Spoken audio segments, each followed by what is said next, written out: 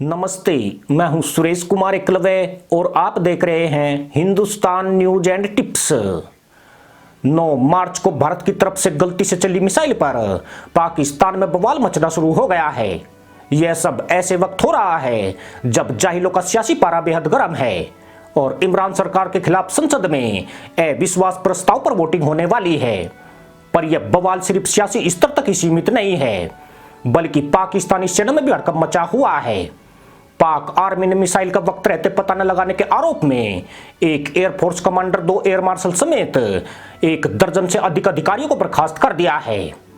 उधर भारत में एम्बेसडर पूर्व डिप्लोमेट अब्दुल बासित ने जो खुलासा किया है, उससे मदरसा पैदाइश के तहमदों ने पसीने की धारा बहा दी है। बासित ने कहा है कि भारत कुछ बेहद खतरनाक प्लान कर रहा है और यह सिर्फ एक मिसाइल नहीं थी, बल्कि भारत फॉल्स फ्लैग का गेम पाकिस्तान के साथ खेल रहा है।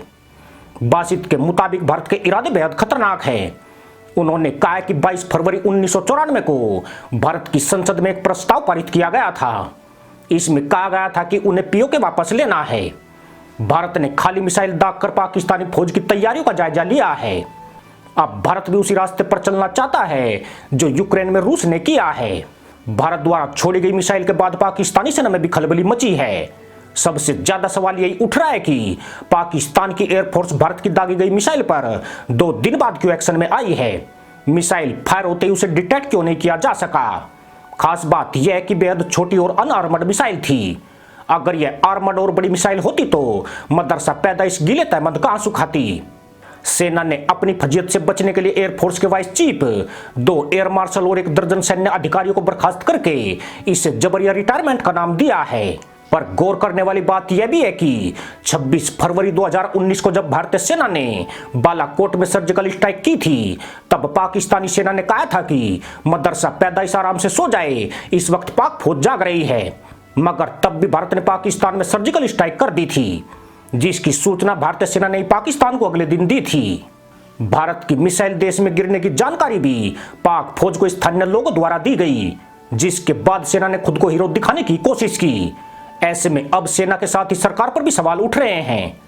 मजे की बात यह है कि भारतीय मिसाइल बड़े आराम से पाकिस्तान के एयर स्पेस में घुसकर 124 किलोमीटर पंजाब के मियां चिन्नू इलाके तक पहुंच गई, लेकिन पाकिस्तान के एयर डिफेंस सिस्टम को खबर तक नहीं लगी।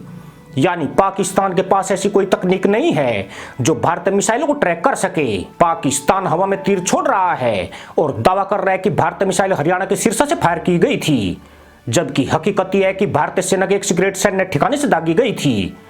ये मिसाइल कैसे फायर हो गई, भारत सरकार ने कोर्ट ऑफ इंक्वायरी का आदेश दे दिए हैं। पर पाकिस्तान का यह सवाल उसके ही होश उड़ाने वाला है कि यह पाकिस्तान में ही आकर क्यों गिरी है। क्या इस मिसाइल का टारगेट पहले से तय किया गया था और आबादी को बचाकर फायर की गई थी। अब सरकार और पाक फौज दोनों लपेटे में हैं, जबकि भारत की ओर से जो होना था वो हो गया। यहां तो मिसाइल गई बात गई वाली स्थिति है। रोना पीटा तो पाकिस्तान को करना पड़ रहा है। हैरानी इस बात की है कि भारत पर कोई फर्क न पड़ता देखकर वह चीन की शरण में जाकर गिर गया है और उसके आगे गुहार लगा रहा है कि वह भारत पर अपनी तरफ से जांच का दबाव बनाए। यानी एक अनआर्मर्ड मिसाइल ने उसकी हालत हद से ज्यादा पतली कर दी है। पर बड़ा सवाल यही है कि क्या भारत भी रूस से प्रेरित होकर कुछ बड़ा करने का प्लान कर रहा है। अगर ऐसा है तो उसे नाटो और रूस की जंग का इंतजार करना चाहिए। चीन और ताइवान की भिड़ंत पर दृष्टि बनाकर रखनी चाहिए। उससे पहले भारत द्वारा ऐसी कोशिशें नुकसानदेह हो सकती है।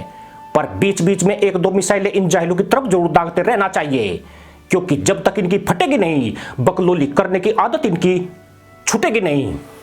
इसी के साथ अनुमति दोस्तों, जय जवान, जय किसान, जय हिंद, वंदे मातरम।